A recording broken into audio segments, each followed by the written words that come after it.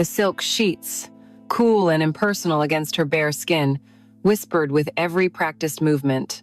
Above her, the weight of him was a familiar burden, a relentless pressure that mirrored the city skyline pressing against the vast, floor-to-ceiling windows of the penthouse. His breath was hot against her neck, his rhythm steady, powerful, a testament to the control he exerted over everything in his world, including her. Her own sounds were ghosts in the cavernous bedroom, small, breathy sighs that could be mistaken for passion by a man who only listened for confirmation. Her lips parted, a single word escaping into the opulent silence. "Marcus, please." A soft, broken sound followed, an exhale that was part surrender, part despair. Her eyes, wide and vacant, traced the intricate patterns on the marble ceiling, finding more companionship in the cold, unyielding stone than in the man who possessed her body. Her mind had learned to travel during these moments, to flee this gilded cage and return to a place of warmth, a memory of sunshine on grapevines and a love that was effortless, a love that was real. He finished with a final, possessive thrust, his heavy frame collapsing against her. Soon, the sound of his deep, even breathing filled the room, the sound of a satisfied man who had claimed what was his. Carefully, Alara slipped from beneath his sleeping form, the absence of his weight a sudden hollow freedom. She didn't bother with a robe, letting the chilled air of the climate-controlled apartment wash over her heated skin as she walked, a silent specter, toward the balcony doors. She slid one open and stepped out into the New York night. The wind was sharp, biting, and for the first time, in what felt like an eternity, she felt truly awake. Down below, the city glittered, a sprawling universe of infinite lights, each one a life, a story, a choice she could never make. This view, this apartment, this life, it was all part of the transaction. Her signature on a marriage certificate in exchange for the survival of her family's vineyard, their legacy in Napa Valley saved from financial ruin by Marcus Thorne's bottomless fortune. He had bought her, and in doing so, he had saved everything she loved, except for herself. She wrapped her arms around her body, a poor substitute for a different embrace she still remembered so vividly. She was a bird with clipped wings, displayed in the most beautiful cage imaginable, slowly forgetting the feeling of the sky. The cold never used to bother her. Back then, warmth was a given, an endless resource she breathed in like the very air itself. Standing on the marble balcony, with the metallic chill of the railing seeping into her palms and the New York wind whipping around her naked form, her mind performed its favorite, most painful trick. It fled backwards, not just across the country, but across an entire lifetime, back to a world painted in green and gold. Back to Napa, back to him, back to Leo. 5 years ago, her world was defined by the Sunday. It was the heat that baked the rich soil of her family's vineyard, the golden light that filtered through the leaves of ancient oak trees, and the warmth that radiated from Leo's skin whenever he was near. She remembered one afternoon with a clarity that defied the passage of time, a memory so vivid it felt more real than the sleeping man in her bed. They were lying on a faded patchwork quilt spread over a patch of grass between rows of Zinfandel grapes. The air was thick, with the scent of ripening fruit and dry earth, underscored by the faint, pleasant smell of turpentine that always clung to Leo's clothes. He was sketching her, as he always was, his brow furrowed in concentration, his dark hair falling over his eyes. His sketchbook was a sacred text filled with hundreds of versions of her. Alara laughing, with her head thrown back. Alara sleeping, her mouth slightly parted. Alara, with a smudge of dirt on her cheek, her expression serious as she inspected a cluster of grapes. He didn't just look at her. He studied her, memorized her, worshipped her with the tip of his charcoal pencil. Marcus had photographers capture her, turning her into a static, perfect image for magazines. Leo captured her soul on cheap, worn paper. She remembered the feel of the soft cotton of her simple, yellow sundress against her thighs, the way the grass tickled her bare ankles. She was reading poetry aloud to him from a dog-eared book, the words of Neruda feeling as if they were written for the two of them alone. She'd pause and look at him, and he would be staring not at his sketchbook, but at her lips as she formed the words.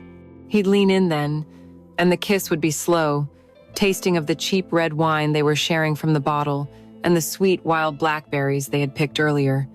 It wasn't a kiss of ownership. It was a kiss of discovery, a conversation without words. His hands, perpetually stained with paint and charcoal, were so gentle when they touched her. He would trace the line of her jaw, his thumb brushing against her bottom lip, sending a shiver through her that had nothing to do with being cold. In this memory, she was never cold. His touch was the sun itself. She would put the book down, her fingers tangling in his thick hair, pulling him closer until there was no space left between them, only the soft fabric of their clothes and the frantic beating of two hearts that moved as one. The afternoon would deepen, the California sun turning the sky to a bruised orange and purple. Their playful kisses would grow more urgent, filled with the desperate, beautiful hunger of young love. She remembered the rasp of his unshaven cheek against the soft skin of her neck, the low groan he would make, a sound that vibrated through her, setting every nerve alight. His hands, those artist's hands, would slip from her face, down her shoulders, to the small of her back, pressing her against him. He knew her body as well as he knew his canvases, knew the exact spot behind her ear that made her sigh, knew the way to brush his fingers along her ribs to make her gasp. There was no performance, no duty. There was only sensation, pure and overwhelming. He would unbutton her sundress slowly, his eyes never leaving hers, as if asking for permission at every step, even though he already knew the answer. And when the dress pulled around her waist, revealing the simple, inexpensive lace of her bra, he would look at her as if she were the most magnificent masterpiece he had ever witnessed. He'd kiss the curve of her shoulder, the hollow of her throat, his lips trailing a line of fire down to the swell of her breast. Alara. He would whisper her name like a prayer, and she would arch into him, her own hands no longer gentle but greedy, pulling at his t-shirt, needing to feel his skin against hers. The world would shrink to just that quilt, to the scent of him, the taste of him, the overwhelming, all-consuming feeling of being truly wanted, not for her name or her future value, but for the simple, unadorned truth of who she was. Their lovemaking was like the land around them, natural, organic, sometimes gentle like a breeze, other times wild and stormy like a summer squall, but always, always alive.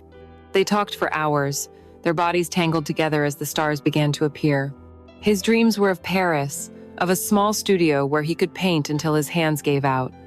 Her dreams were of the vineyard, of creating a new blend of wine that would carry her family's name into a new generation. Their dreams were different, yet they intertwined seamlessly, creating a shared vision of the future. A future where he would paint her among the vines, a future where they would drink the wine she created, a future they would build with their own hands, not with contracts and clauses.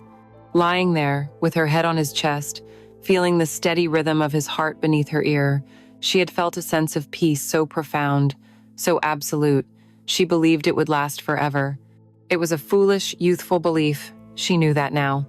It was a belief that couldn't stand against a string of bad harvests, a mountain of debt, and the cold, calculated offer of a man like Marcus Thorne.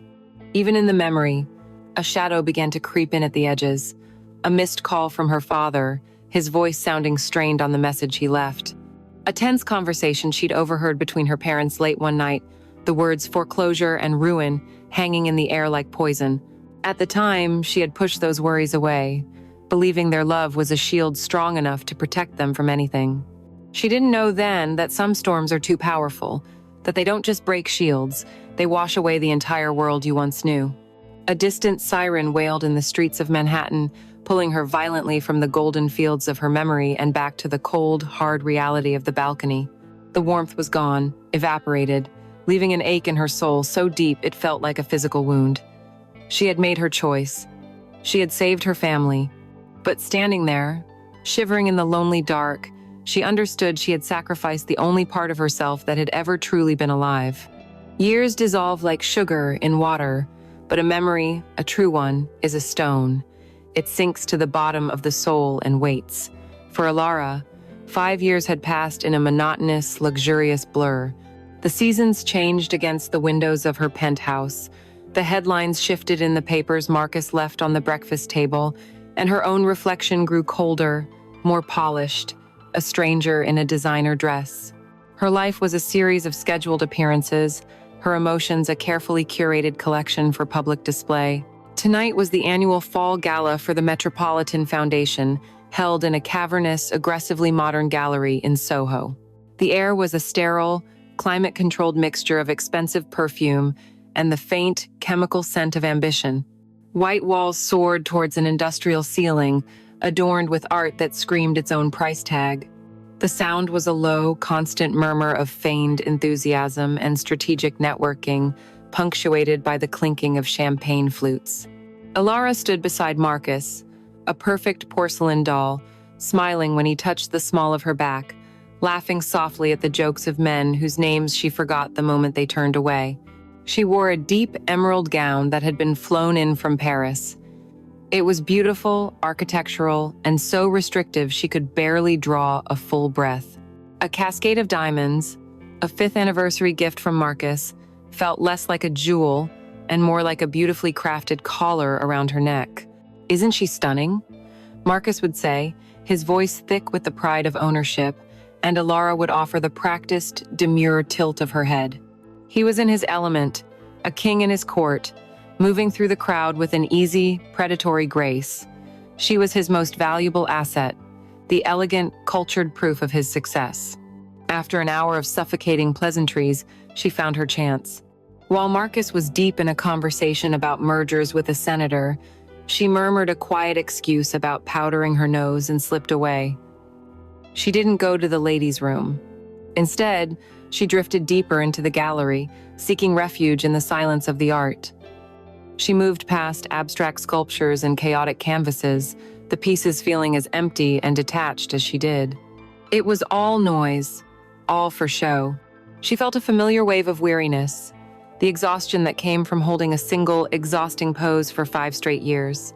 She turned a corner into a smaller, quieter annex, away from the main throng. And that's when she saw it. It wasn't large, it wasn't flashy, but it stopped her cold. It was a painting of a field, of rolling hills bathed in a specific, honey-gold light that she knew in her bones. The light of a late Napa afternoon, her breath caught in her throat. She took a step closer, then another, her high heels silent on the polished concrete floor.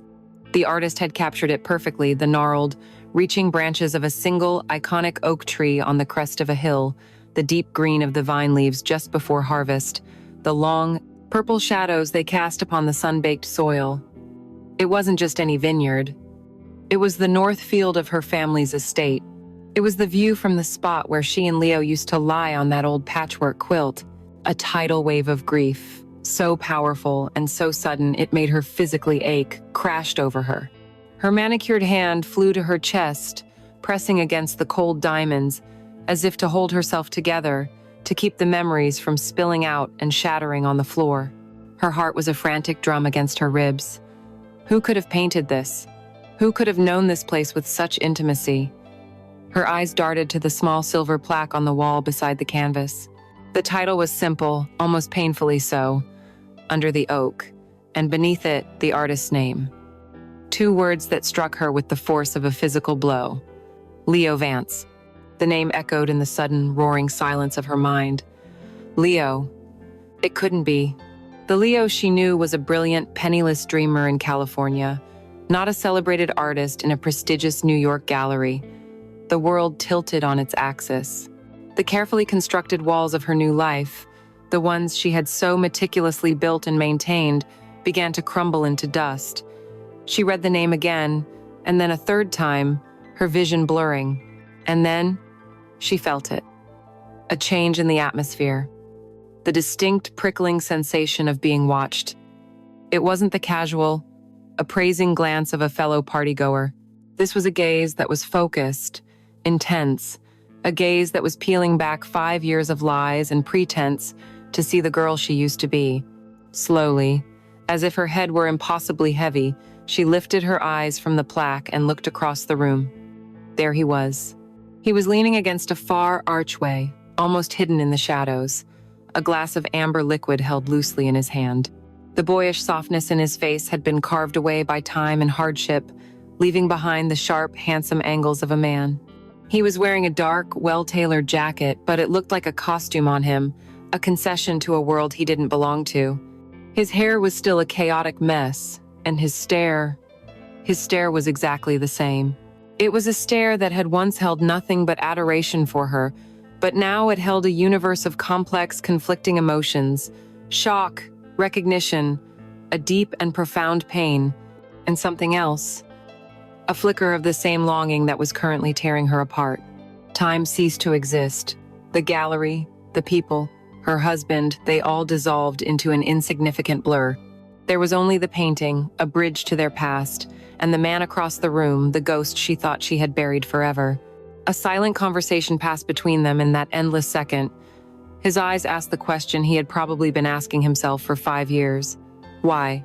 Her eyes could only offer the pathetic, honest answer: "I'm sorry." He took a slight, almost imperceptible step forward, a magnetic pull drawing them together across the cold, empty space.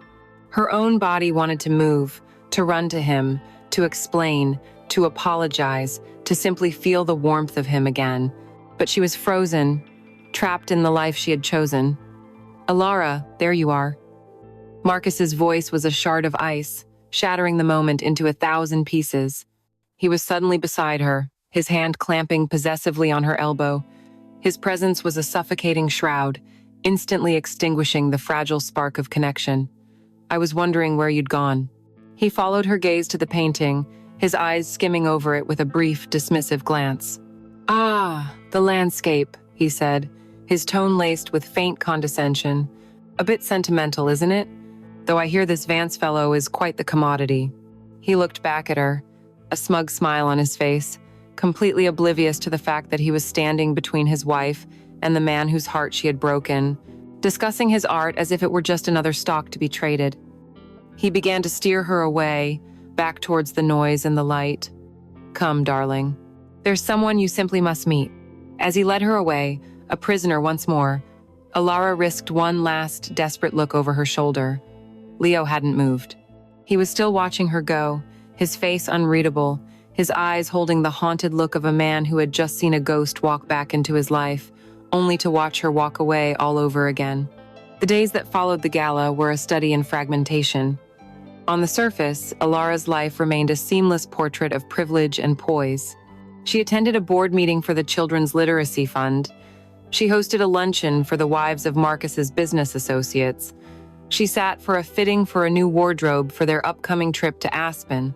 She moved through the gilded sets of her life, hitting her marks and reciting her lines with the flawless precision of a seasoned actress. But inside, she was shattering. Leo's face was an afterimage burned onto her vision. She would see the intense darkness of his eyes in the reflection of her wine glass, the remembered line of his jaw in the profile of a stranger on the street. The name Leo Vance echoed in the quiet moments, a whisper that threatened to grow into a scream. Sleep offered no escape, her dreams becoming a turbulent reel of sun-drenched vineyards and cold, sterile art galleries, the two worlds colliding with dizzying, nauseating force. She lost her appetite, pushing exquisite, chef-prepared meals around her plate until the food grew cold. Marcus, ever perceptive when it came to his investments, noticed the change. He saw the faint, new shadows under her eyes, the slight tremor in her hand as she reached for her morning coffee. But he diagnosed the problem with the blunt, unimaginative tool of a man who sees all of life as a transaction. "You're tired, darling," he announced one evening, not looking up from his tablet. "I'll have my assistant book you a week at that wellness retreat in the Berkshires. A little oxygen and some overpriced massages will sort you out." He saw a machine in need of maintenance, not a woman whose soul was cracking apart. The offer, so devoid of any real understanding, only deepened her profound sense of isolation. The email arrived on a Tuesday afternoon. It was a gray, listless day, the sky over Manhattan the color of old pewter. Alara was in her personal study, a room she rarely used. It was Marcus's idea of a sanctuary for her all cream-colored leather and polished chrome, with a computer so sleek and powerful it intimidated her. She was meant to use it to manage her charity work, but mostly she just used it to feel the silence. The soft chime of the new mail notification was an intrusion, a sharp sound in the muffled quiet. She glanced at the screen, and her heart stopped. The sender, Leo Vance. For a full minute she couldn't move, couldn't breathe. It was one thing to see him across a crowded room, a ghost made of flesh and blood. It was another to have him invade this last, sterile bastion of her solitude. His name sat there on the screen, a digital specter, a direct communication from a world she had sealed off 5 years ago. Her hand trembled as she moved the mouse, the cursor hovering over the subject line, which simply read, "The Gala." She clicked. The message was short, devoid of the poetry and passion she remembered. It was painfully, brutally simple. "Alara, seeing you the other night was unexpected. I'm not sure what to even say, but I think, after all this time, we owe it to each other to have one conversation, not to rehash the past, but just to talk. If you're willing, let me know. If not, I understand and I won't contact you again, Leo." She read it once, then a second time, and a third, dissecting every word, every carefully placed comma. The calm maturity of it was a knife to the chest. There was no anger, no accusation, no desperate plea. Just a quiet, reasonable request that was impossible to dismiss as the ravings of a scorned lover. It was the request of a man who had clearly lived a life in the 5 years she had been gone. The lack of emotion in the text made her own internal tempest feel all the more violent. Her mind raced, drafting and discarding a dozen replies in a frantic panic. The first was cold, defensive. "There is nothing for us to talk about. My life is here now. Please respect that." She typed it out, her fingers flying across the keyboard, then stared at the harsh, cruel words on the screen and deleted it with a wave of self-loathing. The next was pleading, weak, "Leo, please don't do this. You have to understand I had no choice. It would be too painful to see you. Delete." The easiest, safest option was to do nothing. To drag the email into the trash folder, empty it, and pretend it never existed. She even closed the laptop and walked out of the study, her steps echoing in the vast, empty apartment. She went to the window and looked down at the city, at the endless river of traffic, the anonymous millions. She could be one of them. She could let him disappear back into the anonymity from which he had so shockingly emerged, but the thought brought her no peace. It felt like a surrender, a final nail in the coffin of the woman she used to be. Ignoring him wasn't an act of strength, it was an act of ultimate cowardice. That evening, during another silent, tense dinner with Marcus, she found her answer. He was talking about his recent acquisition of a smaller company, describing how he had bled it of its assets with a chilling lack of emotion. As he spoke, Alara looked at his handsome, unlined face, his cold blue eyes, and she felt a sense of dread, so absolute it was clarifying. This was her future. An endless succession of beautifully catered dinners, of polite, empty conversations, of sleeping next to a man who saw the world as a balance sheet. The silence with Marcus was a dead, barren thing. The silence with Leo, even after 5 years, was still full of unspoken meaning. Risking that conversation with Leo was terrifying. But the alternative, this slow, comfortable, and certain death of the soul, was infinitely more so. After Marcus had retired to his own study, she returned to hers. Her hands were steady now. She opened the laptop, the email still sitting there, waiting. Her reply was as brief as his, a mirror of his own caution. "Leo, you're right, we should talk. There is a small coffee shop called The Daily Grind on Sullivan Street in the village. Would Friday at 3 p.m. work for you, Alara?" She hit send before she could lose her nerve. A strange, terrifying calm washed over her, the feeling of a person who has just stepped off a cliff, suspended for a moment between the solid ground and the inevitable fall. On Friday, she dressed for battle. She chose her armor with meticulous care, a pair of immaculately tailored gray trousers, a simple, elegant black cashmere sweater, and low-heeled leather boots. Her hair was pulled back in a severe, neat chignon, and her only jewelry was the heavy, square-cut diamond on her finger and a discreetly expensive watch. It was the uniform of Mrs. Thorne, a costume designed to project an aura of untouchable, serene control. She told Marcus she was meeting a friend from her old book club, a lie that slipped from her lips with practiced ease. The taxi ride downtown felt like a journey to another country. As the scenery shifted from the polished grandeur of the Upper East Side to the vibrant bohemian chaos of Greenwich Village, she felt a loosening in her chest. The air seemed different here, thick with the smells of street food and exhaust fumes and life. The cafe was a small, unassuming place with a steam-fogged window and the warm, intoxicating scent of roasted coffee pouring from its door. She saw him through the glass before she went in. He was there, at a small, wobbly table in the corner. He looked just as nervous as she felt, his gaze fixed on the sugar dispenser, his hand restlessly drumming on the tabletop. Seeing him there, a real person in a real place, made her want to turn and flee, but she took a breath, the air cold in her lungs, and pushed the door open. A little bell tinkled above her head. He looked up, and the world stopped. All the nervous energy fell away from his face, replaced by that familiar, piercing intensity. He stood up as she approached. For a moment, they just stood there, separated by a tiny table and an ocean of time. "Hello, Leo," she said, her voice barely a whisper.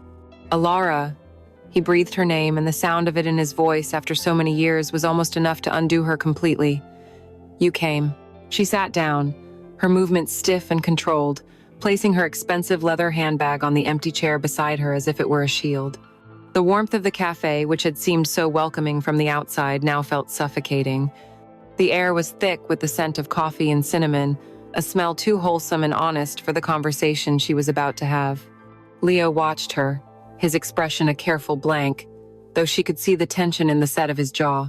The silence stretched, filled only by the hiss of the espresso machine and the low murmur of conversations from other tables. It was the silence of a shared history so immense, it was impossible to know where to begin. He broke it first, his voice lower than she remembered, raspy. "You look well, Alara." It was a safe, meaningless pleasantry, and she clung to it like a life raft. "So do you, Leo?" she replied, her own voice sounding thin and foreign to her ears. "The gallery, your painting. It was beautiful. It felt like home." A flicker of something pain maybe crossed his face before he masked it again. "It was," he said, and the simple affirmation hung in the air, a quiet accusation. He took a sip of his coffee, his eyes never leaving her face. "I'm not going to pretend this is easy, Alara. And I don't want to talk about art. I spent 5 years painting. What I want to know, Island, are you happy?" The question was a direct hit, bypassing all her defenses and striking at the very core of her truth. Her practiced, society wife smile felt brittle on her lips. She opened her mouth to deliver the expected line, the one she had repeated to herself in the mirror 1,000 times. "I have a wonderful life. Marcus is very good to me. I have everything I could ever want." But looking into Leo's eyes, the eyes that had once known every secret of her soul, the lie died in her throat. She settled for a pale, hollow version of the truth. "I have a very comfortable life." Leo's gaze didn't waver. He gave a small, sad shake of his head. "That's not what I asked." He leaned forward slightly, his forearms resting on the worn wooden table. "I remember a girl who didn't care about comfort. She cared about passion and poetry and the color of the sky before a storm. She wanted to create things, to get her hands dirty in the soil. I don't see her anymore, Alara, so I'm asking again. Are you happy?" His words, spoken without malice, were more damning than any angry outburst could have been. He wasn't judging her. He was mourning her. He was seeing the ghost she had become. The carefully constructed facade of Mrs. Marcus Thorne began to crack. "It's not that simple, Leo," she whispered, her fingers twisting the strap of her handbag. "Of course it's not," he said, his voice softening. "Nothing worth a damn ever, Island." He began to talk then, filling the space between them with the story of the last 5 years. He told her how, after she'd left, he had stayed in Napa for 6 months, trying to paint, but everything he created was gray and lifeless. The sun was still there, but he couldn't feel its warmth anymore. So he sold the only thing of value he owned, his father's old pickup truck, and bought a bus ticket to New York. He arrived with $200, a duffel bag, and a portfolio of sketches, mostly of her. He spoke of the brutal first years, of sleeping on floors in unheated apartments in Brooklyn, of washing dishes in a greasy diner until his hands were raw, of the relentless, gnawing loneliness of the city. But then he spoke of the art. He told her how he poured all the pain, all the rage, all the unspent love for her onto his canvases. He painted Napa from memory, again and again, trying to recapture the light, trying to find her in the landscapes. "I hated you for a while," he admitted, his voice low and honest. "I hated you for leaving, for breaking your promise. but I could never stop loving you. Loving you was the engine. It was the only thing that kept me painting in rooms so cold I could see my own breath. Every piece I sold, every small success, it was all just me, trying to find my way back to that girl on the hill, trying to prove that the world you and I believed in was real. As he spoke, Alara felt the ice around her heart begin to melt. Each word was a tiny, warm pinprick, letting the feeling back in. She saw the years of struggle etched on his face, the new lines of exhaustion around his eyes that hadn't been there before. He had suffered, and he had survived. He had transformed his pain into something beautiful, while she had simply embalmed hers in luxury. When a single tear finally escaped and traced a silent path down her cheek, he reached across the table. His fingers, calloused and flecked with what looked like dried blue paint, covered her own. The contact was electric, a jolt of pure, unadulterated life. It wasn't the smooth, manicured, possessive touch of Marcus. This was a touch that knew her, a touch that communicated more than words ever could. "Hey," he said softly, "I didn't tell you all that to make you cry." She pulled her hand back as if burned, but the tingling sensation remained. His vulnerability had breached her walls, and now, her own story began to spill out. The words came in a hushed, broken rush, the confession she had never dared to make, not even to herself. "He doesn't see me," she began, the words tasting like poison and freedom. "When Marcus looks at me, he sees an asset. His beautiful wife, the perfect hostess, the final piece in his collection. He's not cruel, not in the way people think. He's just empty. Our life is a performance. Our home is a museum. And I am the most expensive exhibit." She told him about the crushing loneliness, about the silent dinners, and the dutiful, passionless nights. "He bought my family's legacy, and he bought me along with it. And every day I have to pretend to be grateful. Every single day, I have to smile and act like this wasn't a sacrifice, but a choice I wanted." Her voice broke on the last word. "You used to look at me, and I felt like the only person in the world. Now, I live in a house full of people, and I have never felt so completely and utterly alone." The confession hung in the air between them, raw and shimmering. The polite distance was gone, obliterated by the shared weight of their truths. They were no longer ex-lovers making small talk. They were two survivors of the same shipwreck, finally finding each other on a deserted shore. The atmosphere in their small corner of the cafe became charged, intimate. They leaned closer, their voices dropping even lower, creating a bubble that the rest of the world couldn't penetrate. His gaze was a physical touch now, moving over her face, seeing past the expensive makeup and the carefully neutral expression. He saw the sadness she tried to hide, the flicker of the girl he once knew still fighting for air. His eyes lingered on her lips as she spoke, and she felt a blush rise to her cheeks for the first time in years. She, in turn, found herself rediscovering him. The way a stray lock of dark hair fell across his forehead, the earnest intensity in his eyes when he listened, the faint, familiar scent of linseed oil and coffee that was so uniquely him. The psychological thirst she had been trying to suppress was now a palpable, physical ache in her chest, a pull toward him that was as undeniable as gravity. The light outside the window began to fade, the afternoon sun giving way to the cool blue of twilight. They had been talking for hours. "It's getting late," she said, the words feeling like a betrayal. The real world, her other life, was waiting. They stood, the moment charged with a new, more dangerous kind of awkwardness. At the door, he stopped her, his hand gently touching her arm. They stood so close she could feel the warmth radiating from his body. For a heartbeat, she thought he was going to kiss her. She wanted him to. But he just looked down at her, his eyes filled with a universe of sorrow and longing. "Be careful, Alara," he whispered. It wasn't a threat. It was a warning, a plea, and a promise of the danger they had just willingly stepped into. She walked out of the cafe and back into the cold New York air, her whole body trembling, the embers of a love she thought was long dead now burning with a fierce, terrifying heat. That one conversation in the cafe was like a single match thrown into a parched forest. It was never going to be enough. In the weeks that followed, Alara began to live a fractured, secret existence. Her life became a series of calculated risks and intoxicating rewards. There were discreet text messages, their words carefully chosen, that would make her heart leap into her throat whenever her phone chimed. There were hushed, stolen phone calls, conducted in the hushed quiet of her walk-in closet, while Marcus was on a conference call, her voice a near whisper as she drank in the sound of Leo's. They began to meet, always in public, always with the thrumming, illicit thrill of discovery just a breath away. They would walk for hours through the anonymous crowds of Central Park, a careful, chaste foot of space between them that felt more charged and electric than any physical touch. They'd find a quiet corner in the Greco-Roman wing of the Met, speaking in low voices about art and life, while pretending to study ancient statues, their own story feeling just as epic and tragic. Each meeting was a small act of rebellion, a reclamation of the woman she had been. With every shared glance, every stolen laugh, she was breathing life back into the ghost Leo had seen in the cafe, and she was becoming addicted to the oxygen.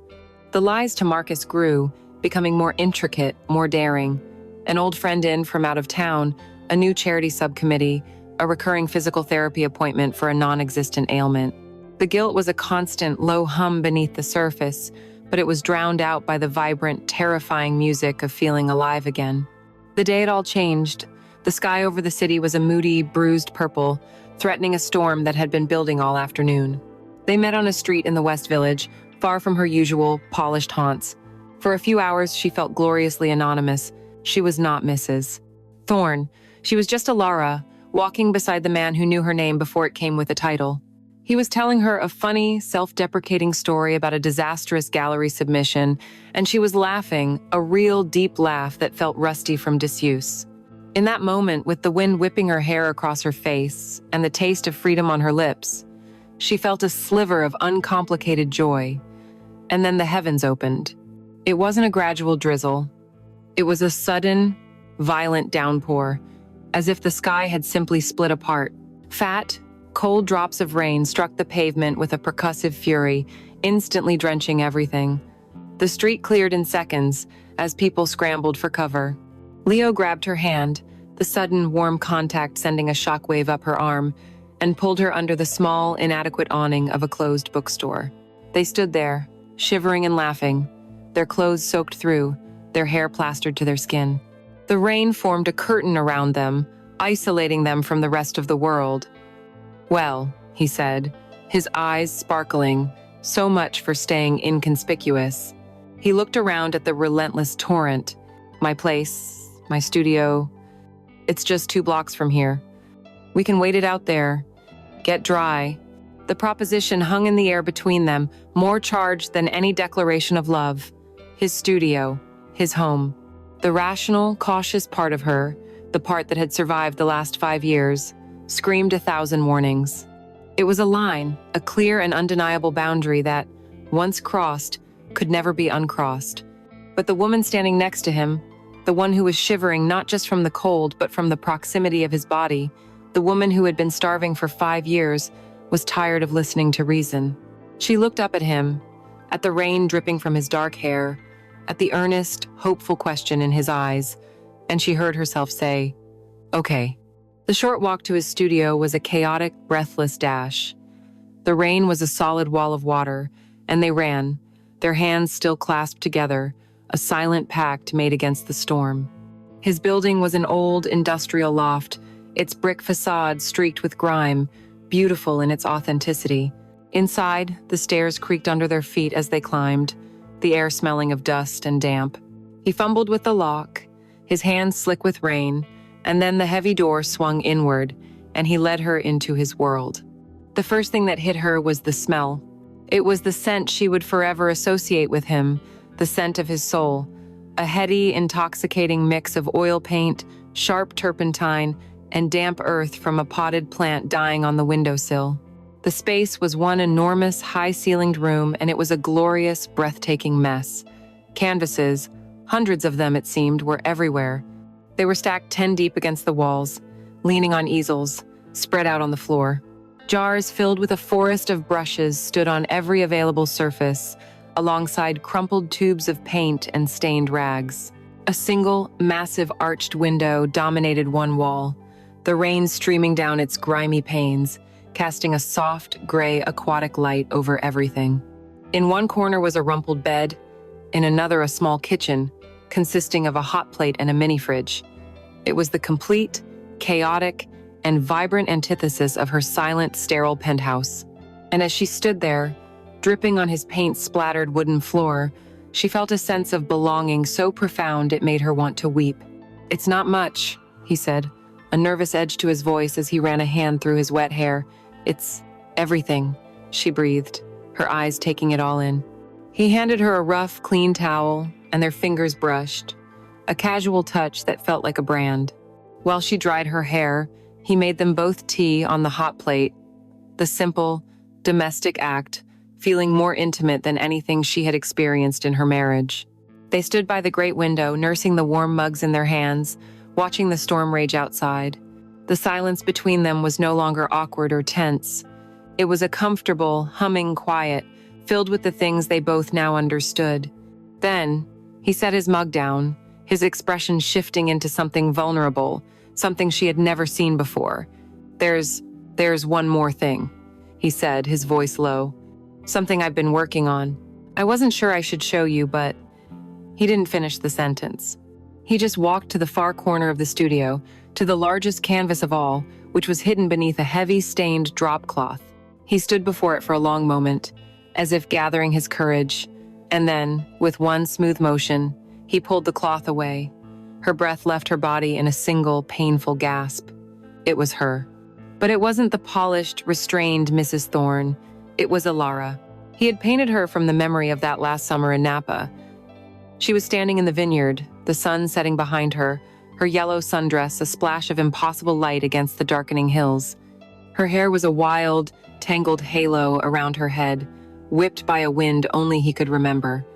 But it was her face, her eyes, that shattered Alara's composure. He had painted her soul. Her eyes were fierce, filled with a defiant, untamed joy, and a universe of dreams. He had captured the girl she had been, the girl she had murdered and buried beneath 5 years of silk and diamonds. It was a resurrection and an accusation all at once. A choked sob tore from her throat, and then another. The carefully constructed dam of her emotions didn't just crack, it was obliterated. She sank to her knees, the tears she had swallowed for half a decade erupting in a raw, wrenching storm of grief. In an instant, he was there, kneeling in front of her, pulling her into his arms. She buried her face in his shoulder, her body shaking with the force of her sobs, and he just held her, his hand stroking her wet hair, whispering her name like a mantra. "I'm sorry," he murmured. "I'm sorry, I shouldn't have." "No," she cried into his shirt. "No, she's beautiful." When her sobs finally subsided into shuddering breaths, he gently pulled back, his hands framing her face. He looked at her tear-streaked face and red-rimmed eyes, and there was no pity in his expression, only a love so powerful and so absolute it felt like absolution. The space between them disappeared. The rain, the paint, the grief, the longing, it all coalesced into a single, inevitable point of gravity. He lowered his head, and his lips met hers. It was not a kiss of comfort. It was a raw, desperate collision of past and present. It tasted of rain and tears, and 5 years of unspoken agony. It was a hungry, searching kiss, a kiss that spoke of sleepless nights and hollow mornings, of ghosts and memories. It was the kiss of a man who was starving and a woman who had forgotten what it felt like to be food. And with a small, broken sound, she kissed him back, her hands tangling in his hair, pulling him closer, anchoring herself to the only real thing she had felt in an eternity. It was the point of no return. It was the beginning of the end. That single, desperate kiss was a lit fuse. The explosion was immediate and absolute. It consumed them, burning away 5 years of restraint, regret, and unspoken longing in a matter of heartbeats. The initial shock of contact gave way to a ravenous, insatiable hunger. His hands, which had been gently cradling her face, tangled in her damp hair, tilting her head back, deepening the kiss until she was breathless, drowning in the taste of him. Her own hands clawed at his shoulders, pulling him impossibly closer, trying to erase the years of distance, the years of cold emptiness, with the sheer force of her need. This was not the sweet, tender exploration of their youth in the Napa sunshine. This was a collision, a frantic, desperate act of remembering with their bodies what their minds had been forced to forget. They stumbled back from the portrait, a clumsy, tangled dance of limbs and mouths, their passion too urgent for grace. He pressed her against the rough brick of the studio wall, the cold, textured surface a stark shock against the thin, wet fabric of her sweater. She gasped into his mouth, the sensation grounding her, reminding her that this was real, this was happening. The clothes were a barrier, an intolerable offense against their need. He tugged at the hem of her expensive cashmere sweater, his fingers fumbling in his haste. She helped him, pulling the suffocating garment over her head and tossing it aside, where it landed in a dark, damp heap on the floor, a $5,000 sacrifice to the god of this moment. His mouth left hers to trail a line of fire down her neck, across her collarbone, and then a flicker of sanity, a ghost of a conscience, made its last stand. As his hands went to the clasp of her tailored trousers, she flinched, her hands coming up to stop his. "Leo," she whispered, the word a broken plea. "Wait, we can't. Marcus, I'm married. We shouldn't." The words were feeble, the dying embers of a life she no longer wanted, but she had to say them, a final prayer to a vow she was about to shatter. He stopped. He pulled back just enough to look at her, his dark eyes blazing with an intensity that burned away her protests. His breath was ragged, his hands still resting on her hips.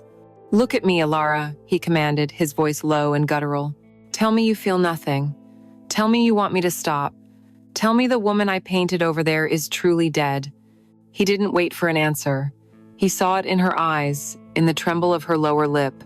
He leaned in and silenced her last fleeting doubt with another kiss, this one deeper, slower, a kiss of possession and promise, a kiss that said, "You are mine, you have always been mine." Her protest died in her throat, transforming into a low, guttural moan of surrender. Her hands, which had been pushing him away, now pulled him closer, her fingers digging into the muscles of his back. It was her answer. It was her choice. They didn't make it to the bed. He led her, pulled her, stumbled with her to the center of the room, where a vast, paint-splattered canvas drop cloth was spread across the floor. It was his battlefield, his sanctuary, and it was about to become theirs. He knelt, pulling her down with him. The gray, watery light from the window illuminated her as he finally unfastened her trousers and slid them down her legs, his gaze worshipful. She was left in nothing but a delicate, cream-colored lace bra and matching panties. The sight was a paradox that made his breath hitch the uniform of a wealthy man's wife, a symbol of her gilded cage, now displayed on the gritty, paint-stained floor of a poor artist's studio. The contrast was exquisite, a perfect encapsulation of her life, of her betrayal. He reached out, his calloused fingers tracing the edge of the lace on her hip. "He bought you this," he whispered, his voice thick with a strange mix of reverence and rage. "But he never saw this. He never saw you."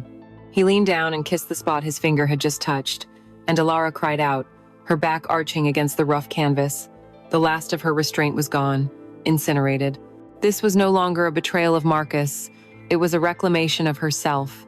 The storm outside intensified, the rain lashing against the great window in a furious rhythm that matched the frantic beat of their hearts.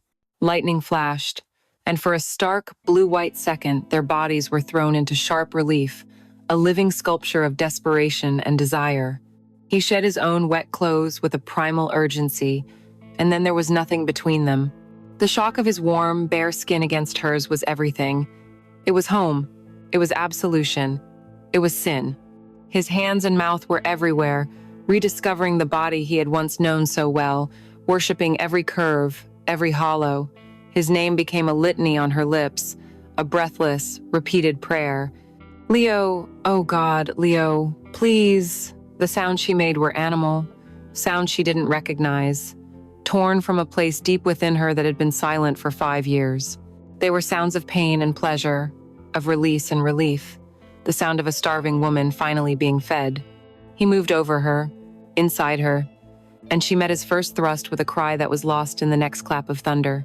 It was a frenzied, almost violent coupling, a desperate attempt to pour 5 years of loneliness, of longing, of silent screaming into a single physical act. There was no tenderness, no time for it. It was pure, unadulterated need. It was a raw, frantic claiming, a branding. Alara, he groaned her name against her ear, his rhythm fast and deep, and she wrapped her legs around him, meeting his desperate energy with her own, crying his name back at him, her voice hoarse with pleasure. The climax was not a gentle cresting wave. It was a violent, shattering explosion, a blinding flash of light that wiped out all thought, all guilt, all memory, leaving only the pure, white-hot oblivion of sensation. As the waves of pleasure slowly subsided, their ragged breaths filled the sudden quiet. The storm outside had broken, the torrential downpour softening to a steady, gentle drumming on the roof. They lay tangled together on the canvas, their bodies slick with sweat, the air thick with the smell of sex and rain and oil paint. Alara stared up at the high, shadowed ceiling, her body humming with a life force she thought had been extinguished forever. She felt his heart beating a slow, steady rhythm against her cheek. The act was over. The betrayal was complete. There was no undoing this. A strange, terrifying peace settled over her. She was no longer a ghost haunting the edges of her own life. She had made a choice. She had reached through the bars of her cage and felt the sun, and she knew, with a certainty that was both exhilarating and devastating, that she would burn her entire world to the ground before she would ever let it go again. The storm that broke inside Leo's studio did not end when the rain stopped. It was merely the beginning of a new, turbulent climate in Alara's soul. That first, desperate act of betrayal was not an isolated incident. It was the genesis of a new life, a secret, second existence that quickly became more real to her than the public one she was forced to inhabit. The affair began in earnest, an intoxicating, terrifying addiction she had no desire to cure. Her days, once a monotonous stretch of gray obligations, were now fractured into two distinct opposing worlds: the cold, stark reality of her life as Mrs. Thorne and the vibrant, secret technicolor of her time with Leo. She became a masterful architect of deceit, a skill she never knew she possessed. Her life, once an open book for Marcus to inspect, was now filled with hidden chapters and secret codicils. She acquired a second phone, a cheap, anonymous burner she kept hidden in the lining of a purse she never used, a device that became her lifeline to sanity. Her calendar, previously managed by Marcus's assistant, now featured a complex web of fictional appointments and carefully constructed alibis. A new, demanding volunteer position at an obscure historical society. A sudden, intense interest in pottery classes in a remote Brooklyn studio. A rekindled friendship with a woman from college who, conveniently, was always free for long lunches on Tuesday and Thursday afternoons. The lies flowed from her with a chilling, newfound ease, each successful deception emboldening her to take greater risks. The guilt was a constant companion, a cold stone in her stomach, but the fear of being caught was a thrill that only sharpened the edges of her clandestine joy. Leo's studio became her sanctuary, a Narnia hidden away in a wardrobe of city grime. Those stolen afternoons were a world away from the frantic desperation of their first encounter. The urgency was replaced by a deep, tender intimacy, a slow, deliberate rediscovery of one another. He would paint, and she would watch him, mesmerized by the intense focus in his eyes, by the way his hands, so powerful and sure, could create such beauty. Often he would paint her. He'd have her lie on the worn velvet sofa, or sit by the window, and he would capture not the polished, vacant woman from the society pages, but the Alara he saw, her hair messy, a thoughtful frown on her face, a genuine smile tugging at her lips. In his eyes, on his canvas, she was not an object, but a living, breathing subject. They would make love, not with the furious hunger of that first day, but with the unhurried, worshipful grace of two people who had been granted a miracle.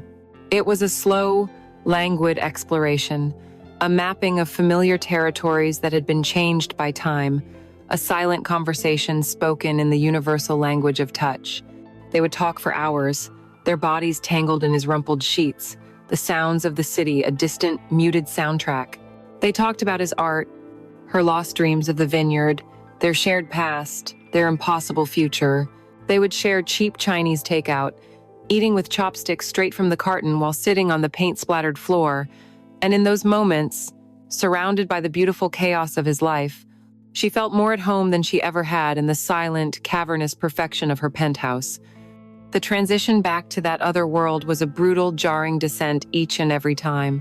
She would leave the warmth and color of his studio, stepping out onto the street feeling vibrant and alive, every nerve ending humming with the afterglow of his touch, the scent of him clinging to her skin and hair. The taxi ride back to the Upper East Side was like traveling through a decompression chamber. As the neighborhoods grew cleaner, wealthier, and more sterile, she would feel herself changing. Her laughter would fade, her posture would straighten, her expression would settle into the serene, pleasant mask of Mrs. Thorne. She was putting on her costume, piece by piece, preparing for her nightly performance. One particular evening, the contrast was so violent it almost made her physically ill. She had spent the entire afternoon with Leo, an afternoon of slow lovemaking and lazy conversation. She left his studio feeling boneless and blissfully content, her body still tingling, her heart full. But she was running late. She arrived at the penthouse, her secret phone buzzing with a final, loving message from him, just as Marcus was walking out of his home office. "There you are," he said, his tone neutral, though his eyes did a quick, appraising sweep, checking her appearance as he would a financial report. "You're late. I trust your charity auction planning was productive?"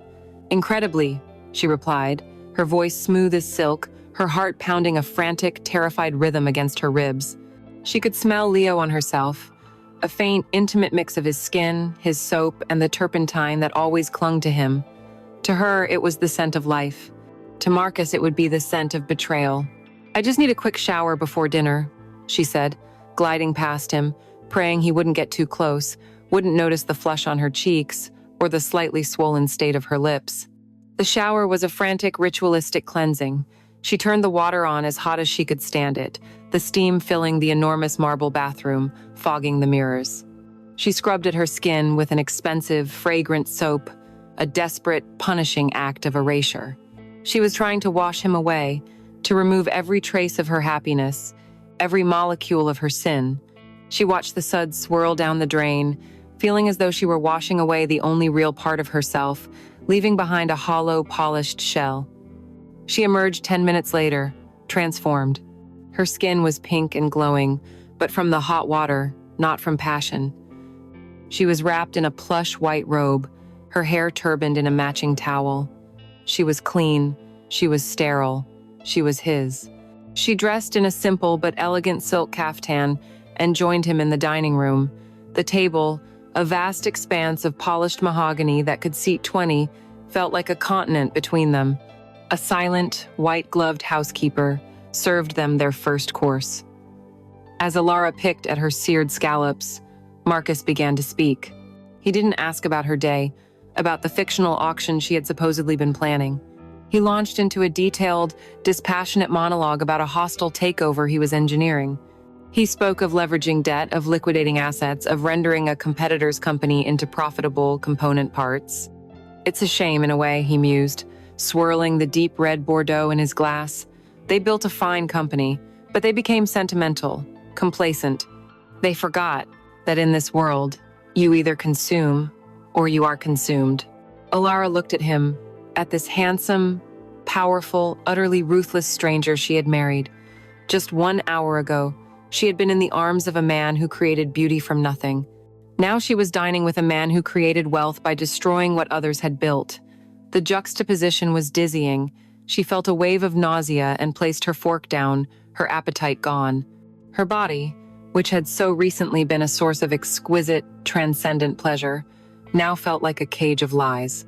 She was living the most exhilarating moments of her life, but they were paid for with a currency of deceit that was bankrupting her soul.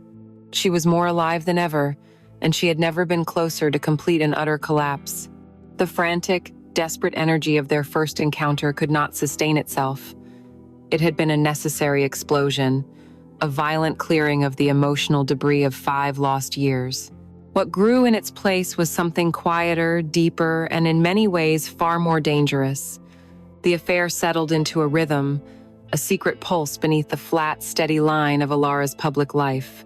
The constant, high-strung terror of discovery began to soften at the edges, replaced by a low, humming vigilance that allowed for moments of breathtaking, languid peace.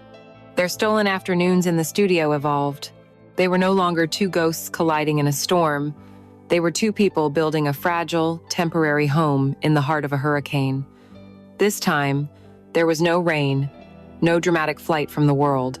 There was only a lazy Tuesday afternoon, the kind of day that felt golden and sleepy, where the city's roar seemed to fade to a gentle hum.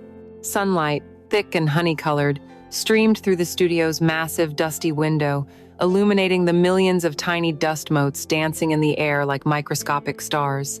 Alara had shed her Mrs. Thorne armor a chic, understated navy dress the moment she had locked the studio door behind her. She stood now in the center of the room, looking at a new, half-finished canvas on his easel, a chaotic swirl of blues and fiery oranges. She felt a profound sense of peace here, a feeling of coming home that the silent, opulent penthouse could never provide. He came up behind her silently. She didn't startle. She knew his scent, his presence, the very sound of the air changing as he drew near. He didn't speak. He simply wrapped his arms around her waist, pulling her back against his chest, and rested his chin on her shoulder. They stood like that for a long moment, watching the dust dance in the sunbeams, his quiet breath warm against her neck. This was the new language they had learned, a communication that went beyond words, built of gentle touches and shared silences. He began to kiss her then, a slow, thoughtful trail of kisses along her jawline, behind her ear, down the sensitive column of her neck. Each kiss was a question, an exploration, and her soft, yielding sigh was the answer. He turned her around to face him, his eyes dark with an emotion that was no longer desperate but deep and sure. "I've been thinking about you all morning," he murmured, his voice a low rumble that vibrated through her. "About the color of your skin in this light." He began to undress her, but it was nothing like the frantic, clumsy tearing away of clothes from that first day. This was an act of reverence, an unpeeling of layers both physical and metaphorical. His artist's hands, so sure and deft with a brush, were infinitely patient with the tiny buttons of her dress. He undid them one by one, his knuckles brushing against her skin, leaving a trail of fire in their wake.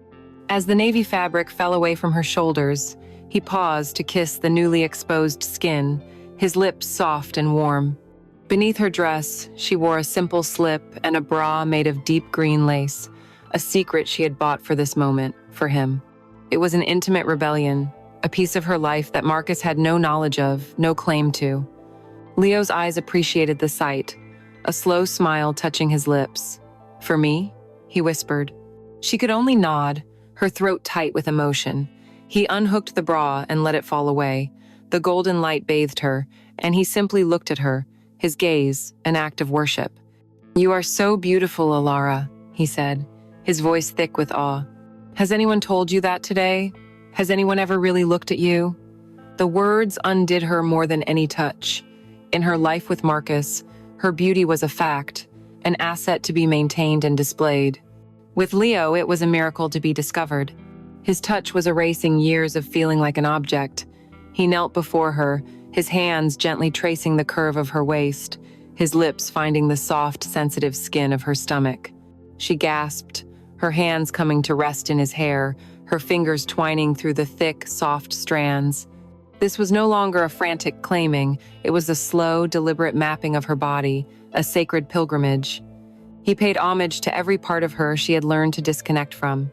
His lips and hands moved with a painter's sensitivity, appreciating the line of her hips, the gentle swell of her belly, the incredible softness of her inner thighs. She felt like a landscape he was exploring for the first time, a beloved country he was finally returning to. When his mouth found the fullness of her breasts, she arched back, a low moan of pure, unadulterated pleasure escaping her lips. There was no resistance, no ghost of a protest. There was only a profound, complete, and total surrender. His name was a soft prayer on her lips. "Oh, Leo, please, don't stop." The words were not a plea born of desperation, but a quiet, contented instruction, the whisper of a woman who was finally, after so long, being filled. She was an instrument, and he was a master musician, playing a song on her skin that she thought she had long forgotten how to sing. This time, they made it to the bed. He lifted her into his arms and carried her the few feet to the rumpled sheets that lay bathed in a perfect rectangle of afternoon. Sunday, He laid her down gently and took his time removing the last of her clothes, his eyes drinking her in. She, in turn, felt a new boldness, a confidence born from being so thoroughly desired. She helped him with his own clothes, her hands rediscovering the familiar planes and angles of his body, the hard muscle of his shoulders, the trail of hair on his chest, the faint scar above his hip. It was a dance of equals, a mutual, reciprocal act of love and desire. When he finally moved over her, he paused, propping himself up on his elbows to look down at her. The sunlight caught in his eyes, turning them to molten gold. There were no frantic, desperate thrusts. Their lovemaking was a slow, deep, languid rhythm, a conversation that was as emotional as it was physical. He watched her face the entire time, his gaze intense and unwavering, as if he were memorizing every flicker of pleasure, every soft sigh, every subtle shift in her expression. It was the most profound act of intimacy she had ever known, to be so completely seen, so utterly known in her pleasure. The climax, when it came, was not a violent, shattering thing. It was a slow, deliberate, and powerful ascent, a wave that built and built until she felt it in the very marrow of her bones. It was a shared rapture, a quiet, perfect cresting that left them both breathless and trembling in the silent, golden afternoon. Afterward, they lay tangled in the sheets, his arm a comforting weight around her, her head resting on his chest. The only sounds were their own soft breathing and the distant, muted song of the city. The sun had shifted, and the light streaming through the window was now softer, more forgiving. She watched the dust motes continue their endless, silent ballet in the sunbeams. She felt a sense of peace so deep and so complete that it was terrifying. This feeling, this man, this room, this was real. The penthouse, the diamonds, the silent dinners that was the ghost life.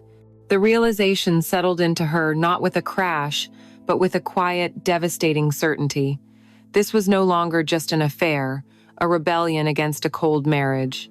She was in love, not with the memory of a boy in a vineyard, but with the man who lay beside her, the man who had just shown her what it felt like to be alive. The knowledge was a beautiful, terrifying thing. This second rapture had not made her choice any simpler. It had made it impossible. The profound peace Alara found in Leo's arms was a fragile, sunlit thing, a delicate bubble of stolen time that was always at risk of bursting. For a few blissful weeks, she managed to maintain the precarious balance of her two lives. The intoxicating joy of her afternoons with Leo gave her the strength to endure the sterile evenings with Marcus. She became bolder in her deceptions, more confident in her ability to navigate the treacherous terrain of her double life. She believed, with a foolish, desperate optimism, that she could keep her worlds separate, that the warmth of one would not be detected in the cold of the other. She had forgotten who she was married to. Marcus Thorne had not built an empire on blissful ignorance. He was a man who noticed discrepancies in quarterly reports, fluctuations in the market, and the subtle, telltale signs of a flawed asset. And to Marcus, his wife was his most prized asset. He was not a man prone to romantic jealousy. He was a man who would not tolerate a breach of contract. His suspicion did not bloom from a wounded heart, but from a cold, calculating mind that sensed a shift in his investment. It began subtly. He started watching her. Alara would be reading in the living room, lost in a book, and would look up to find him standing in the doorway, his expression unreadable, his gaze analytical. The silences between them, once merely empty, were now charged with a new investigative weight. He noticed the changes she thought she was hiding so well. There was a new light in her eyes, a vibrancy that had been absent for years. He saw the secret, fleeting smiles that would touch her lips when she thought she was alone, the result of a remembered touch or a secret text message. Her phone, once an object she would leave lying around for hours, was now her constant companion, always angled away from him. Its screen quickly darkened whenever he entered a room. Her excuses for her absences, once crisp and detailed, became vague and repetitive. The charity committee, she would say, or lunch with Sarah. The specifics she had once offered so readily were now gone, replaced by a soft, evasive fog. To a man who dealt in facts and figures, this new ambiguity was a blaring alarm bell. The first direct probe came one evening when she was in her dressing room, preparing for another obligatory gala. She was on her burner phone, tucked away in the adjoining bathroom, whispering to Leo, the sound of the shower running to mask her voice. They were making plans for the following week, his low, warm voice a secret joy in her ear. Suddenly, the handle of the dressing room door rattled. "Alara?" Marcus's voice cut through the closed door, sharp and impatient. "Are you in there? We're gonna be late." Panic, cold and absolute, seized her. She ended the call without a word of goodbye, her thumb jabbing at the screen. She shoved the cheap phone deep into the pocket of her robe and flushed the toilet for good measure before turning off the shower. She opened the door, her heart hammering against her ribs, a pleasant, questioning smile fixed on her face. "Sorry, darling," she said, her voice a little too bright. "Just finishing up." He stood there, already in his tuxedo, his eyes narrowed almost imperceptibly. "You were on the phone. It wasn't a question. It sounded like you were talking to someone." Her mind raced, sifting through her pre-prepared library of lies. "Oh, that was just the florist," she said, waving a dismissive hand, confirming the arrangements for Saturday's dinner party. The connection was terrible, the lie was plausible, but she saw a flicker of something in his eyes, not belief, but calculation. He was logging the data point. From that day on, the leash grew tighter. He began to colonize her time, a strategic invasion of her freedom disguised as a renewal of their social life. "Darling, I've taken the liberty of clearing your schedule for the next 2 weeks," he announced one morning over breakfast, sliding his tablet across the table to show her a color-coded, back-to-back itinerary of dinners, fundraisers, and weekend trips. "We've been neglecting our obligations. It's time we were seen out more." She looked at the schedule, at the blocks of time that were meant to be hers, that were meant for Leo, now filled with the impenetrable ink of Marcus's control. It was a checkmate. To protest would be to raise suspicion, to agree was to be suffocated. "How wonderful," she said, the words tasting like ash. The sensory clues began to accumulate, each one a small betrayal she couldn't control. She came home one afternoon after leaving Leo's in a hurry. She had been meticulous. She showered at a nearby gym, changed her clothes, but she had forgotten the silk scarf she was wearing. As she greeted Marcus in the foyer with a perfunctory kiss on the cheek, he paused, his face close to hers. He inhaled slowly. "What is that smell?" he asked, his voice dangerously quiet. She froze. "It's on your scarf. Linseed oil? Turpentine?" Her blood ran cold. "Oh," she forced a light laugh. "The Historical Society is having some old portraits restored for the exhibit. The entire building smells like an artist's studio. It's impossible to escape." Again, the lie was plausible. And again, she saw the look in his eyes. He was a prosecutor building a case, and she had just handed him another piece of circumstantial evidence. His tactics shifted from surveillance to psychological warfare. He began to salt their conversations with veiled warnings. Over dinner with another power couple, he told a long, chillingly detailed story about a business rival whose career was ruined by his wife's infidelity. "It wasn't the affair that destroyed him," Marcus concluded, looking directly at Alara as he took a sip of wine. "It was the scandal, the public humiliation. Some things are unforgivable." He was talking to her, delivering a threat wrapped in an anecdote. The joy of her time with Leo was now perpetually tainted by the metallic taste of fear. The studio was still her heaven, but the journey there and back was a gauntlet of paranoia. Every traffic light seemed to mock her. Every police car made her heart seize. The double life that had once felt like a liberating rebellion now felt like a crushing weight, the constant vigilance shredding her nerves. She became jumpy, irritable, her carefully maintained composure beginning to fray at the seams. The final, terrifying confirmation that he knew, or at least suspected everything, came late one night. She was sitting at her vanity in a silk nightgown, brushing out her hair with trembling hands. He appeared in the doorway of her dressing room, not in his pajamas, but still fully dressed in the dark suit he had worn all day. He looked like a specter, a judge, a CEO about to deliver a final, devastating performance review. He didn't speak for a full minute, simply watching her in the mirror, his presence sucking all the air from the room. Her own reflection stared back at her, her eyes wide with terror. Finally he spoke, his voice soft, almost gentle, which was more frightening than any shout. "You seem to be a million miles away lately, Alara," he said. "I do hope everything is all right." He took a step into the room. "You must remember that our marriage is, above all, a partnership, a merger of assets and interests. And successful partnerships are built on a foundation of absolute loyalty and transparency." He paused, letting the words hang in the opulent silence. "I would hate for there to be any secrets. Secrets are bad for business." He turned and walked away without another word, leaving her alone with her terrified, guilty face in the mirror. The game was over. She hadn't been discovered, not yet. She was being warned. The warden of her gilded cage was not just watching her anymore. He was polishing the bars and testing the lock. The warnings had been clear, the threats whispered in the opulent silence of her gilded cage, but a part of Alara, the foolish, hopeful part that had been reawakened by Leo, had chosen to ignore them. She had allowed herself to believe that her secret world was impenetrable, that her happiness was a treasure she could keep hidden forever. The day of the reckoning began, like any other stolen day, with a lie on her lips and a song in her heart. She spent the afternoon with Leo, an afternoon of such simple, profound joy that it felt like a dream. They didn't make love, they just existed together, talking, laughing, as he sketched her in the golden light of his studio. The sense of impending doom that had been her constant companion had, for a few hours, receded.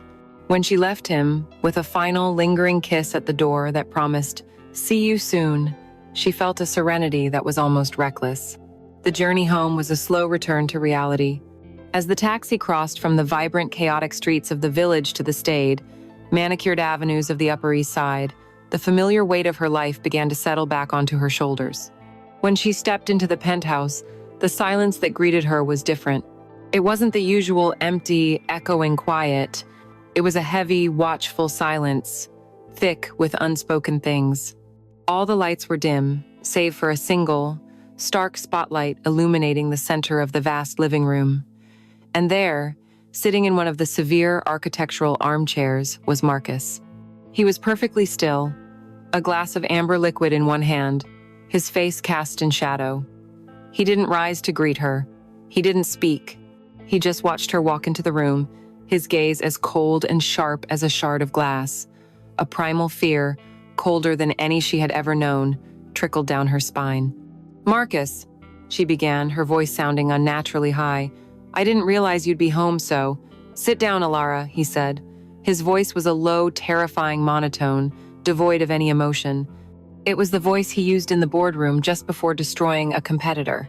He gestured with his glass, not at the chair opposite him, but at the low, glass coffee table that separated them. She followed his gaze, and her world ended. Laid out on the transparent surface, arranged with the clinical precision of evidence in a murder trial, were photographs. Glossy, high-resolution 8x10 seconds that captured her secret life in brutal, undeniable detail. The first was a long lens shot of her and Leo walking in the park, their heads bent close together in intimate conversation. Another showed them through the window of the Sullivan Street Cafe, laughing, and then there were the ones from outside his studio. A picture of her looking up at him, her face alight with an adoration she never showed her husband. And the final one, the kill shot, a photograph so sharp and clear it stole the breath from her lungs. It was the kiss. The kiss from that first day in the rain, a raw, desperate, passionate collision of two people who had found each other after years of being lost. It was a photograph of pure, unadulterated love, and seeing it displayed here, in this cold, sterile room, felt like a desecration, a violation of something holy. A strangled noise, a half-sob, half-gasp escaped her lips. The strength fled her body, and she sank onto the edge of the sofa, her hands clasped in her lap to stop them from shaking. All the lies, all the carefully constructed alibis, turned to dust in her mouth. "Your pottery classes seem to be going exceptionally well," Marcus said, the sarcasm in his voice like the flick of a razor. "And your devotion to the Historical Society is truly admirable. It appears you've made a new acquisition of your own." He took a slow, deliberate sip of his whiskey, his eyes never leaving her face, savoring her terror. "Who is he?" The question was quiet, but it carried the weight of a death sentence. She couldn't speak. Her silence was a confession, and he knew it. He stood up then, not with the explosive rage of a wronged husband, but with the terrifying calm of a man about to foreclose on a debt. He walked to the vast, floor-to-ceiling window and stood for a moment, looking down at the glittering city that he owned. "Let me be perfectly clear about what happens now," he said, his back still to her. "If you have any foolish romantic notions of running away, of starting a new life, of divorce, I advise you to extinguish them. You seem to have forgotten the nature of our agreement. It was a merger, Alara, and the Thorn brand does not tolerate failure. The Thorn brand does not endure public scandal. You are Mrs. Thorn. You will die, Mrs. Thorn. This is not negotiable." He turned from the window, his face a mask of cold fury. "As for your artist," he sneered the word, "your little project. I have had a team looking into him for the past 2 weeks. Leo Vance, an orphan. No family, no connections, no money. Insignificant. A man like that is easy to erase." He began to pace slowly, his voice dropping even lower. "I will not have him touched, of course. That would be so crude. Instead, I will simply have my lawyers dismantle his life, piece by piece. I will have him audited by the IRS. I will have him accused of tax fraud. Every gallery that carries his work will receive a call from a major collector me, informing them that if they continue to associate with him, they will never do business with anyone in my circle again. He will be a pariah. I will ruin his name, bury him in legal fees, and ensure that the only canvas he will ever touch again is the one he sleeps on in a homeless shelter. I will see to it that his art is the very thing that utterly destroys him." Alara flinched as if he had struck her. "Please, Marcus, no." And then, he continued, ignoring her plea as he walked to the bar to refresh his drink, "There is the matter of your family."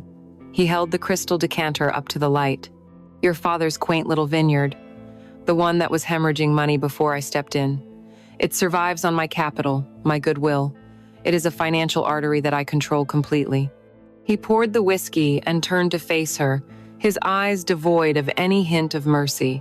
"If you ever see this man again, if you ever contact him again, if you even think about him in a way I find displeasing, I will sever that artery.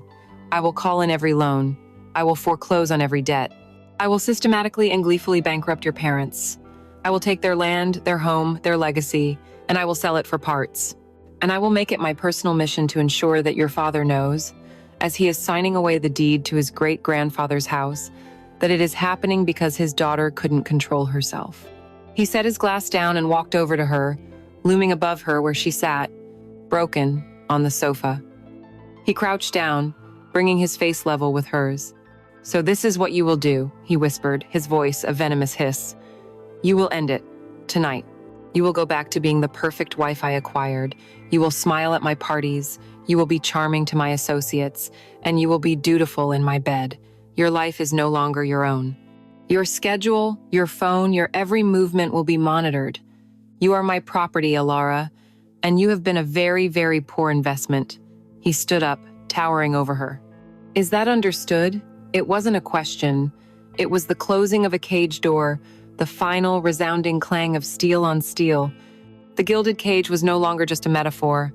It was a prison, and he was the warden, the executioner, and the judge, all in one. There was only one answer she could give. Through a haze of tears, through the wreckage of her heart, she gave a single, convulsive nod. It was the end of her life. It was the beginning of her survival. The reckoning did not end with a single explosive confrontation. It was not a storm that passed, but a permanent, chilling change in the climate of Alara's world. The penthouse, once a mere symbol of her gilded cage, became a literal prison. Marcus, having revealed the true, cold depths of his control, now exercised it without subtlety. Her personal phone was taken away, replaced by a new one to which he had constant, mirrored access. Her schedule was no longer her own, filled with appointments and social obligations that kept her tethered to him, a beautiful satellite orbiting a cold, dark star. She was never alone. A new driver, a man with the impassive face of a prison guard, took her wherever she needed to go. The housekeeper seemed to watch her with new, vigilant eyes. The silence in the vast, empty rooms was no longer just lonely.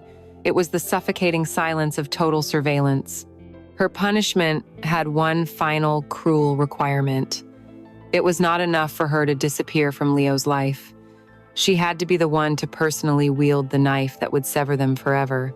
"It is a matter of loose ends," Marcus had explained, his voice as calm as if he were discussing a minor clause in a contract.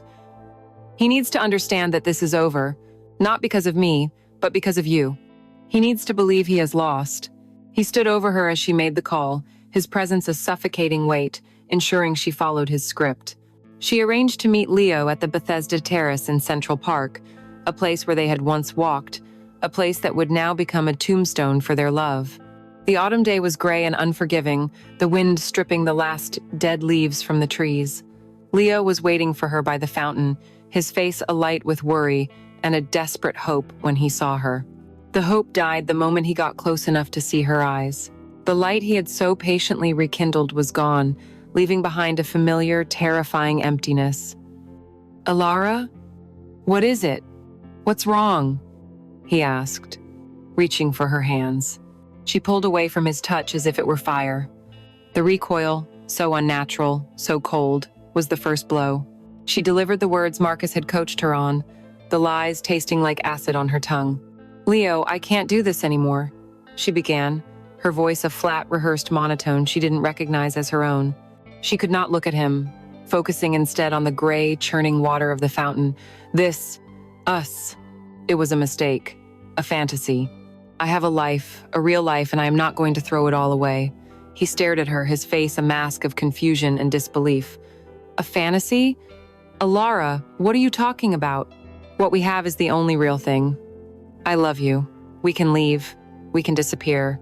We can start over. Somewhere. Anywhere." "Start over with what?" She shot back, forcing a cruel, mocking laugh. It was the cruelest sound she had ever made. She finally met his gaze, her eyes intentionally cold and hard. "With your art? With your empty pockets? I chose my life 5 years ago, Leo. This was a diversion. It was fun to remember what it was like to be that girl, but I am not that girl anymore. I am Mrs.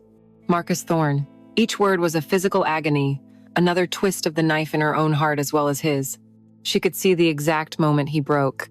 The hope in his eyes shattered, replaced by a deep, wounded understanding, a look of betrayal so profound it would haunt her for the rest of her days. He didn't argue anymore. He just gave a single, slow nod, the fight draining out of him completely. "I see," he whispered, his voice hoarse. "I see." She had to leave then, before she shattered completely. She turned and walked away, not allowing herself to run, each step a testament to her sacrifice. She did not look back. She couldn't bear to see the wreckage she had been forced to create. 6 months later, the city was draped in the glittering, indifferent beauty of winter. Life, for Mrs. Marcus Thorne, had returned to its flawless, monotonous rhythm. She was the perfect wife, a vision of elegance and grace on her husband's arm at every party, every gala, every opera. She smiled when she was meant to smile. She spoke when she was meant to speak, and when she was silent, her serenity was mistaken for contentment. Tonight was the winter benefit at the Guggenheim. She moved through the spiraling, iconic museum, a ghost in a gown of midnight blue silk, the famous Thorne diamonds glittering like ice at her throat. She was nodding at a compliment from a city councilman when she saw it, hanging on the curved white wall in a place of singular honor. It was a new painting. The gallery tag read, "Leo Vance, Elegy." She stopped breathing. It wasn't a landscape. It was a portrait, but only of a woman's eyes. They were her eyes. There was no mistaking the shape, the color, the way a single eyelash on the left eye was slightly longer than the rest. He had painted them from memory, and he had painted them with a grief so absolute, so soul-deep, that it seemed to pull all the light and sound from the room. They were the eyes of the woman who had walked away from him at the fountain, a perfect, heartbreaking rendering of a soul in an unbreakable prison. It was his last word to her. It was his eulogy for what they had lost. She stood frozen before it, unable to move, the chattering crowd and the clinking glasses fading into a distant, meaningless roar. It was a message, and she had received it. He saw her. He understood. Marcus appeared at her side, his hand landing possessively on the small of her back, a proprietary gesture he performed 100 times a night. He followed her gaze to the canvas. "Ah, the artist of the moment," he said with a condescending chuckle. His victory so complete he was blind to its evidence. "Vance. He's become quite the phenomenon. All this melancholic nonsense sells for a fortune. I suppose tragedy is very fashionable this season." He was oblivious. He looked at the painting of his wife's shattered soul and saw only a commodity, a trend. The final, cruel irony was that in destroying their love, he had inadvertently fueled the art that made Leo a star. He began to steer her away. "Come, darling. The photographer from the Times wants a picture of us by the Calder." She allowed him to lead her, her body pliant, her face a serene, beautiful mask. As she turned, she cast one last look over her shoulder at the painting, at her own eyes staring back at her from across the room. Her expression did not change. She was a masterpiece of composure, a flawless wife, a living elegy. The flashbulbs popped, capturing her perfect, tragic beauty for the morning papers, and she smiled, a dead, glittering thing in the winter light.